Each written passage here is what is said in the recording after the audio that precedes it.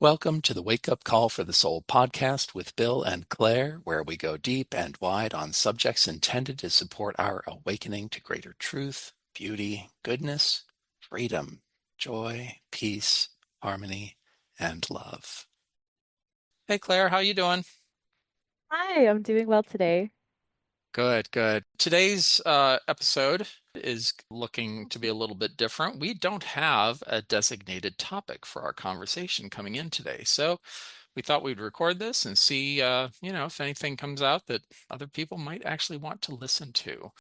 So you're familiar with like manifestation, right? Yeah, yep. I'll just leave it at that. I Okay, I'd cool. like to feel that I am familiar with manifestation. So yeah, it's something that periodically is on my mind. I kind of get into it a little bit and then I kind of walk away from it for a while.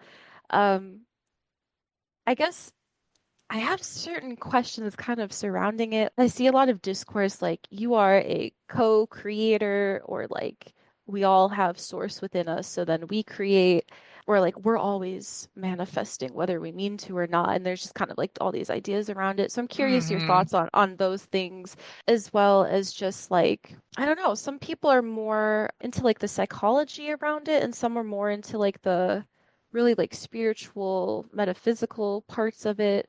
So I don't know. I'm just kind of overall curious your thoughts on like those statements and just the topic in general. Hmm. Yeah, yeah, no, that's cool. Yeah, so I'm co-facilitating a series that we call that me and my partner Elizabeth Trask that we call the Soul Manifestation series. So manifestation is literally in the middle of the name.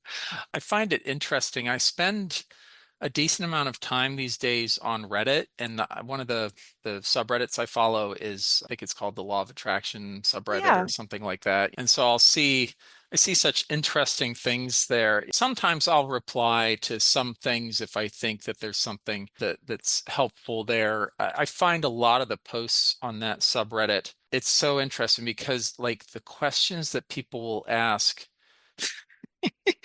I mean, I'm sure lots of people have this experience. It's probably not unique to me, but I'm just like, oh, friend, like I just feel like you're not asking the right question. Like Mm-hmm. you have phrased the question in such a way that there's no way for me to actually help you with it because the question presupposes a whole bunch of things that my experience and perceptions tell me are not real, do not exist, are Mm-hmm. not helpful, whatever umbrella you want to put that stuff under. Every day there's someone like, how do I, manifest my soulmate or attract them or whatever, Right, like right. or or uh or how do I, there was one recently like how do I attract or manifest, someone who's just way out of my league. I'm not Mm-hmm. sure if they're saying that they're way out of their league in an upward or a downward direction. But anyways, so I'm just like, oh my gosh. So for me, like manifestation, when I hear that word, like it's very intimately related to, I've heard called the law of attraction, the symphony of harmonies, or the law of sympathetic harmonies. Those are the Oh, phrases that okay. I've heard it referred to as. The things that I was talking about in terms of Reddit, the phrase is coming to me is to call them categorical errors. So Mhm. that people, what they think they want, what they think they desire, is a particular form. Okay. Right? Like, and oh, the ones that really sort of, I don't know, they make me want to laugh and cry all together is like, how do I get my ex back? This attachment to form, to the specificity of form, this desire for control, like I'm gonna manifest this thing regardless of anything or anyone else. Like, even if my so-called soulmate or ex or this particular person, doesn't want to be with me, like, I'm going to Yeah. somehow, the ignorance of it, the hubris of it, the I mean, in some cases, the arrogance of it is just like the lack of recognition that other people have the ability to make choices that Yes, don't yes. necessarily align with yours. I'm just like, oh my gosh, like all these people are just setting themselves up for massive pain and disappointment. What I want to say is like, dude, you're totally asking the wrong question. Like your frame is like you're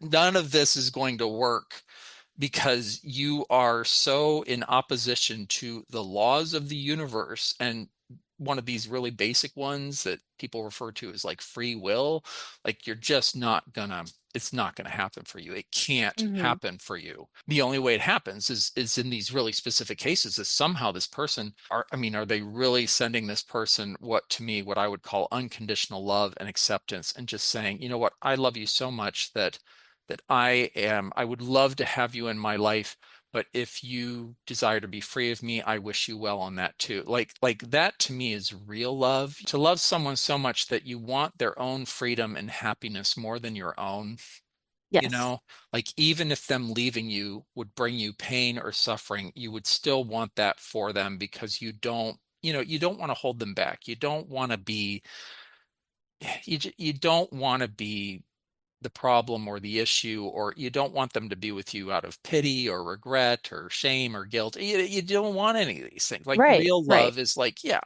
like I want you if you choose me, I want you to choose me freely, you know, and if you Exactly. don't, right, I release you. And I'm like, I wish you all of the love and happiness in the world because that's how much I love you, you know? And I don't get a lot of sense of that from a lot of these posts. In this world and the conditions that we're in, and what I like to call the fabricated world of human invention, you know, all this stuff that people have just made up that has no actual eternal or ultimate reality. It's just stuff people have made up, however painful or awful it is. It's stuff that people have agreed that we say this stuff exists.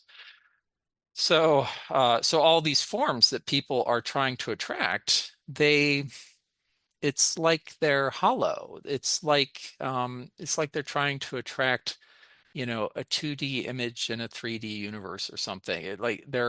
It's, and, and so for me, like the key to the application of the law of attraction or the law of sympathetic harmonies, it, it it's about approaching that from the level of essence. Hmm. So, for example, like I'll see a post like, oh, I want this specific person. But I mean, if I feel into that, it's like, oh, this person, they desire the feelings, the experiences, the perceptions that they associate maybe with this specific person, for example, right? But the thing is that those perceptions, feelings, experiences, activities, ways of being, whatever you want to put under the umbrella, they can be experienced in other ways Hmm. with other people Okay. at other times in different places. So when we try to manifest at the level of form, we're at the level of the intellect, which has created associations for the better or for the worse that associate things in a way that don't necessarily conform or align with the essential desire. And so that essential Okay. desire comes from a deeper place. It doesn't come from what I call the material mind, this typical mode of perception and awareness that most of us have been trained and socialized to engage in through our families and our societies and our so-called educational systems and things. So this deeper level of essence, it comes from that deeper aspect of ourselves, what I call the soul, or others will call the higher self or the core self. The soul has these deep yearnings and longings and desires. And so if we allow ourselves to express those things in more of their purity without allowing the material mind to come in and say, oh, you know what? Oh, if that's what you want, then this is how you get it. It's very good at setting up defense systems. It's very good at protecting us. Well, it's not so good, but I mean, it's what we've kind of trained our minds to perform this function, even if they're not Hmm. great at it. So what happens is because see the feelings, the yearnings, the longings that come from deep within us, like these things, they're kind of wild. They're kind of you can't put them in a box. You can't say, oh, like I know what that is and or whatever. But that's what the material mind tries to do in these conditions, and its rapport with the human condition. It's like, oh, if you want that, then what it does is it looks out into the world and it says, what forms could get me something like that that I already know or understand? And so it looks, and then what it does is it copies. It looks at some situation. Maybe it read it in a book. It saw someone do something. It watched a YouTube video. It doesn't matter what it is, but it's like, oh, I saw this YouTube video on X, and I think what you need to do is you need to go to a week-long silent retreat, and that's going to give you what you want. Okay. I mean, Mm. like it just picks something that's out there in the world.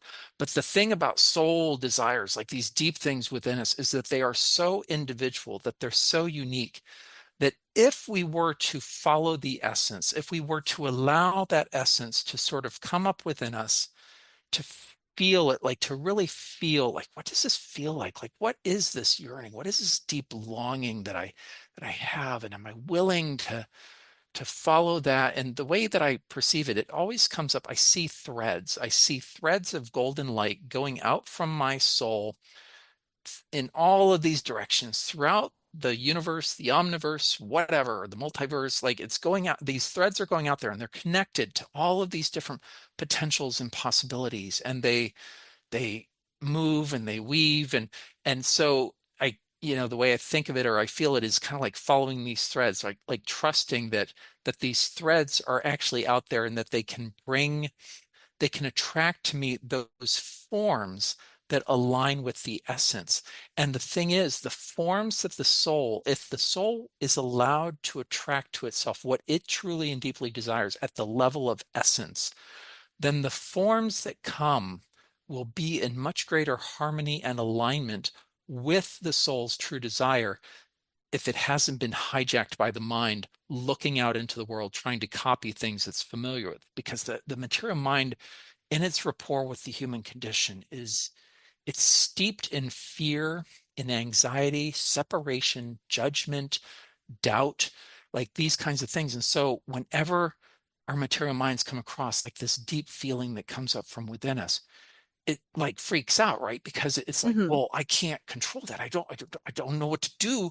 So, oh, go there, do that, and we all do it all the time. Like we don't realize what we're doing when we do it, but I see it like on that subreddit all the time. I'm like, oh, my sense of what this person really desires is this, but they're trying to fit it into this cookie cutter thing, because that isn't that what a Hmm. cookie cutter does? Like you spread out the dough and then you put it down and you make the exact same shape as many times as the dough allows, and but like the soul is each soul is so unique, each one is so vast and diverse in terms of its beingness, of its reality, that it can connect all of these threads and draw these things to you in such a way like that it's better than you can imagine. Right. Because Mm. the human imagination, it's extremely limited. Like, and I remember there was this one person who was like, oh, you should imagine like what it's like for your wish, your desire, whatever to be fulfilled. And like I've always had issues with that. I'm much more interested in the feelings, like following the feelings and trusting the feelings instead of even trying to put on like even an imaginary form where because then I feel like my imagination in that case is a limitation, that my imagination could be attracting forms that don't necessarily align with the essence of what I'm going Hmm. for. I'm very interested in the uniqueness of my soul and what does my soul, my deepest self desire to bring into form, into existence, whether it's within my own being or something that others can experience outside of myself, something that is co-created or attracted or manifested, those kind of words that you brought up. For me, they're all in their own way. I think all of those words are basically pointing at the same kind of fundamental reality that I put out a desire and then, I experience it as manifested, co-created, attracted. Right, right. Okay. Interesting. at least the one thing about the law of attraction that is true is that we are talking about laws. We're talking about principles, things that work regardless of whether people believe them or not, whether they agree with them or not. The laws and the principles apply. Even people who say that the law of attraction is absolute garbage, they are attracting things. It's like good chance Hmm. it might look like garbage. They're attracting things based on their desires. Again, whether they can perceive them or acknowledge them or whatever, they can tell them some stories that, oh, well, this happened because I did this and I did this. And while that's all true, there were also a whole bunch of things happening at the level of law, essence, and that were bringing these things to you too, that were happening outside of your awareness. But that's the human situation, right? That we're engaging with all kinds of laws, we don't understand them, and then we make up stories that make sense to our minds about how these things actually work or how things happened when they only kind of scratched the surface of everything that was actually going on because our minds are conditioned at this point to block out everything that doesn't Hmm. fit what we believe or what we think is real or true. Okay. Wow. Yeah. That was a lot. Okay, yeah, I don't know. I feel a little, whew, okay, yeah. So thanks for Yeah, listening. absolutely. You were in the beginning, you were talking a lot about free will. Mm-hmm. And I was just curious because I I guess I have a couple questions. I definitely agree with your take on like trying to manifest a specific person and like their free will and their say in it. Um, but I'm curious, like I have a friend of mine, very close friend, and to just be blunt, he is impoverished and he has a physical disability that makes most jobs difficult. Mm-hmm. Um, he can't get on disability and he can't Wow. afford the education and stuff. So it's just this cycle. Um, and I Yeah. would love, like, I want so badly. I'm like, oh, I wish I could just like manifest this job for him or a new apartment. Um, Mm. but does that, do you think even something like that technically interferes with that person's free will or just Mm. their stuff? Like, what do you think about that? We're in this human condition, which is a ridiculously mixed bag. The metaphor that's been coming to me lately is I've been referring to it as a toxic stew. Anyways, a bit strong, but anyways, this idea that we're all kind of in it, whether we know it or not, and we're all kind of challenged by it, whether we acknowledge or recognize how challenged we are and others by being in this sort of this unpleasant mix of elements on the planet brought into existence through human choice. And I'm not necessarily talking about individual human choices. I'm talking about the collective resistance to life that colors that predominates in terms of human thinking and feelings and such. So one of the things that's coming to me is just I remember there were times, and this has happened multiple times in my life, and actually some of them not fairly recently, where I'd like to think I knew better, but I didn't really. Where where I had these situations where I found myself wanting things for other people more than they wanted them for themselves, Hmm. where I was kind of pushing or forcing in my own way, and not even to say that I did anything overt that they were aware of. In some cases they were, but in other cases there would be no obvious behavioral manifestation that would tell folks that I'm pushing or I'm trying to force here. The other thing that comes up in terms of your question is this idea. I think it's entirely wholesome and right for each of us to desire the best and highest for not only ourselves, but all of the people in the world, especially the Hmm. people that we care the most about, our friends, our family, the people that we're really aware of their situations and things. And so I think if you have this desire for the best and highest for your friend, I think you're in absolutely safe territory. That's basically what we might call a prayer or an Hmm. intention or a desire. And so by having that, it's an expression of your love for that person, right? Like I love this person and I want them to be happy and fulfilled. I have situations in my life even now, friends of mine who are they are struggling mightily. I continue to send them my love, my prayers, my blessings for the best and highest for them. And to be honest, I don't know if I really see much happening that way. for them. Hmm. So I continue to send the people that I love and care about my prayers, my intentions, my desires for their best and highest, for example. And everyone in this world, being that now we're getting back to your free will choice, is that everyone is either free to accept these gifts and blessings or not to. I experience people at different points and different times, and it's true for all of us. We all do this, whether we're consciously aware of it or not. There are gifts and blessings being showered upon all of us all of the time from all these different directions, and most of them we are unaware of. And so my perception is that to the extent that we are open and willing to receive these gifts and blessings, we do.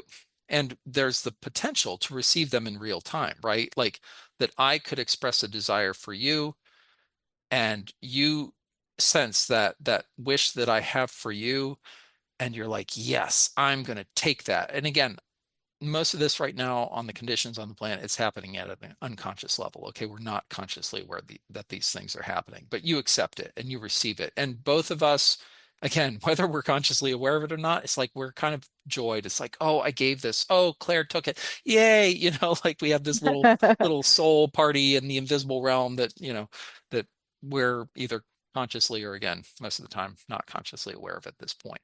But I think the more common scenario for most of us is that we have these desires, we have these wishes for other people, and we send them to them, and the person basically says, in their own way, and you can consider it a form of ignorance, like as in ignorance, or ignorance, meaning like they're Hmm. ignoring that what's there, or they're not aware of it, or they're unwilling. There's all different flavors to this thing, but basically, in their own way, they are not accepting the gift that is offered. They're not able or willing to allow themselves to experience the love or the blessings or whatever it is that a person intends for them. Right. And so the way that I perceive that is that actually these things, and every time I see the same vision, it's this vision of a mountain of blessings that piles up around that person. That they basically, they're like these time capsules that await the moment when that person is willing to accept them. So, kind of like what we talked about before, like that no good thing is lost or wasted. Any wholesome, loving intention, anything that is of love, is of light, that reflects wholeness and harmony and goodness and truth and beauty. These things, when we express these intentions that are in harmony with these things, when we express these desires that align with these things, even if they're not received by the intended recipient, they await the time when the person is basically willing to open up the gifts on Christmas morning, right? Hmm. Gifts all piled up the tree. Actually, the tree is completely buried by these things. And the soul being the soul, it can open, a gazillion gifts at once, and that's a whole thing. But anyway, so that's kind of the way that I see it, that you with your friend, you have this ability to continue sending them your wishes, your desires for the best and highest, and it's completely up to them. Thank you, Source, for free will choice, to say, yes, I want that, I'll take it, or no, not interested. Yeah, and that's part of the challenge in these conditions is when we really want something for someone else and they, for whatever reasons, are, you could say, unwilling, or even I would go as far to say as they are currently unable to Hmm. receive or accept the gift that is being offered from whatever the source is. And, for me, this goes to source, it goes to spirit, it goes to other people. Shoot, it goes to the world and to nature, to animals and plants, the air we breathe, the water we drink. There's so much awesomeness in this universe for us to experience. And most of us, most of the time, are so closed off to it that we experience this very shallow, pale, kind of faded experience that doesn't reflect the actual uh, richness of everything that is. A while ago, I had this thought, because I started writing a list of things. I was on this freedom kick. So I was writing a list of things that literally, like, that no one can prevent me from doing, right? Like that I just, these are things that I know that no matter what my material circumstances are, whatever the situation is, that these are things that I have absolute control over and no one can stop me. And one of the things that came up for me was like, gosh, I can pray for anyone on the planet and they can't stop me. You know, like I can, and even if the person says, don't pray for me, stop praying for me, like if they somehow became aware that I was praying for them, I could be like, nope, I'm going to keep praying for you, deal with it.